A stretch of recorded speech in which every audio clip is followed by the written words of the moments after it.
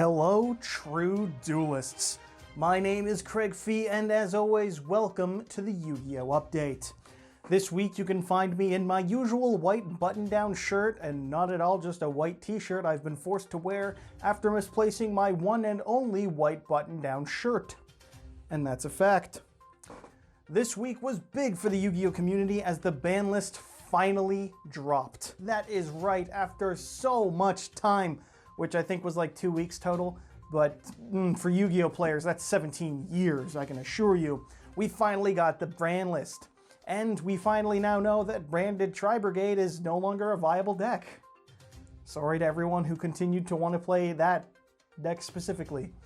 Some big changes to the format have certainly come, with Aurora Dawn combos no longer being the staple of every Yugi Replay YouTube channel, Prank Kids going back to their 2018 status, or whatever they were when they came out, and Verte's banning, meaning that DPE will be much less common, and Dragoon becoming somehow even less relevant than it already was. Also of note, Hulk being limited is minimally important for not being able to repeat combos on turn 2, and Jet Synchron makes for the second of the banned 5 tuners to return after Destrudo. Now all that's still banned for Hulk are Steam the Cloak, O-Lion, and Glow Up Bulb. I miss you, Gub. Please come back. Most interestingly were 2 limits to 2 of the longest banned cards in the game.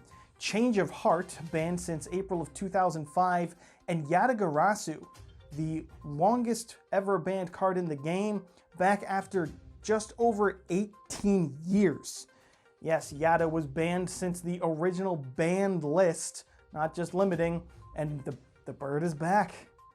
Most likely won't see any sort of relevant play. Some people have tried to break it in Fluwanderees, but you won't believe it. Just tribute summoning Ryza on the opponent's turn is much more effective. Still, I hate this card's design, and I'm not too fond of it being back, so that's my take. This was actually big enough news to make it to mainstream outlets, with PC Gamer even tweeting about Change of Heart's limiting. A nice change of pace compared to IGN's tweet about stinky Yu-Gi-Oh! Players. An article published last week about a ruling change from 2 years ago. IGN continuing to be just a phenomenal company. I give them a 7.8 out of 10, of course. Too much water. Monkey Board came back as well, much to the delight of Pendulum players and Triff specifically, and Ben 10 went up to semi-limited, to the dismay of any locals where someone is still playing Drytron. Also, Desires went up to 2. Taking a page from Pot of Duality's book from last decade, I suppose. Still, it makes it easier for my Paleo deck to get to an even 40 cards, so I'm not going to complain. It also helps to kill the debate about the optimal number of Desires to run. It's now 2. The Adventurer engine is untouched, and more importantly for most people, Artifact Scythe is still around to ruin duels. And Sword Soul is also really unscathed. 2 lists in a row here. And that's not even mentioning the fact that Branded, the deck that won 2 YCSs in a row and is fully capable of winning its 3rd, has been wholly untouched as well, so fear not, duelists, we still have plenty of things that we can complain about. Other than that, not much to say about the list. Plenty of cards moved around, and Trish being at 3 now means you can use both your Starlight copy and your Ultimate Rare copy in the same deck. Congratulations to the 1% of Yu-Gi-Oh! Players. The ban list has made some sizable impact on the second-hand market, with Change of Heart's Yu-Gi World Secret Rare copy jumping up in price, and DPE has plummeted to a now very affordable price of $70. Is now the time to pick up DPE before it might jump back up?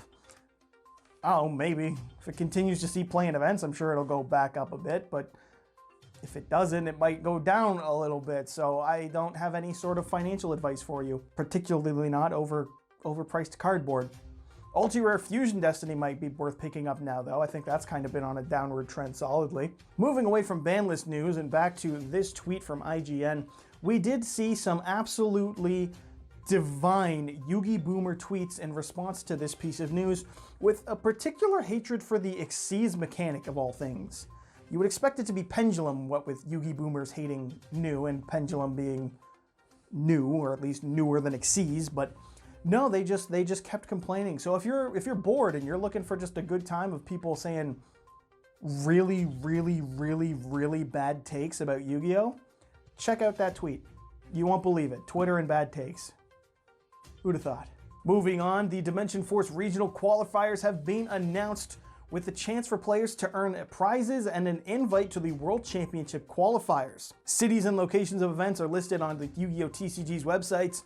These will take place on the 21st of May. That's right, that's tomorrow.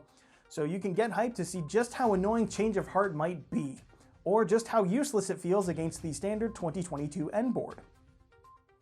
You'll have to find out. In new card news, just one new card from Duelist to Pyroxene this week. Morphtronic Scannon is a level 6 tuner that cannot be normal summoned or set, needing to be summoned by banishing a Morphtronic monster from your hand instead. It's got the usual Morphtronic shenanigans, an effect for each battle position. In attack, it can add a Morphtronic spell or trap from your deck to your hand, and in defense, it can recover a level 4 or lower Morphtronic from your grave to your hand. That's not bad. It is a shame, though, that both those effects include a secondary part where you have to place a card from your hand onto the bottom of your deck, making it a +0 of sorts. Still, it lives up to the legacy of Morphtronics in general. The good cards help to FTK and are just degenerate, and everything else is underwhelming. Or maybe that's not fair to say. Maybe it's not underwhelming, just whelming. This card has left me feeling very whelmed. In community news, the Progression series banned Chaos Emperor Dragon this week as a means to diversify the format. With this change, Gage decided to play Chaos. And Simo went for an armed dragon deck in the second week in a row of him being absolutely based. And as is known, being based means Simo beat out Gage 2-1, meaning Gage will get another ban, while the wheel gave Simo also another ban. The series score is now 8-9 in favor of Gage, who is on track to lose his early lead in the series. It's okay though, next week he'll probably try a Pac-Man strategy or something. Only 8 episodes too late. Also this week, murder in the Yu-Gi-Oh! Community. One Joseph Rothschild, or as you better know him, MBT, who murdered fellow Yugi-Tuber Nim Nim after Gage tweeted this at MBT upon learning that MBT planned to play Weather Painter at YCS Hartford. MBT replied with this glorious tweet here, just absolutely killing the man, bodying him with no regard for human life. Just, my God. Just a losing streak in the Progression series and a losing streak on Twitter. What an absolute travesty. And lastly for this week is a minor one from my channel. A simple renaming of some of my series and changes to my thumbnails to try and make my channel grow a little bit more. Let me know what you think, or don't. It doesn't change anything. In the name of transparency, I have renamed Single Card Discussion to Yu-Gi-Oh! Single Card History, because that way I don't have to alternate between Single Card Discussion and Single Card Disappointments. Also, just keeping it a stack, I feel like if I put history in the name, it might end up in the recommended of some Simo videos, and people watch those, so yeah.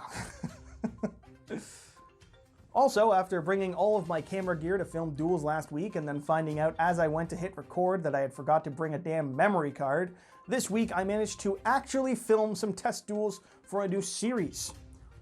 Wow! Content! That's right.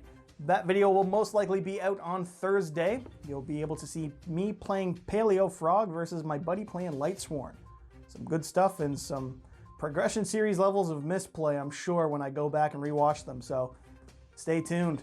And that wraps it up for this week's update. As always, I'm your host, Craig Fee. Make sure you subscribe to YGO Stratz for next week's update, and so that you too can become a true duelist.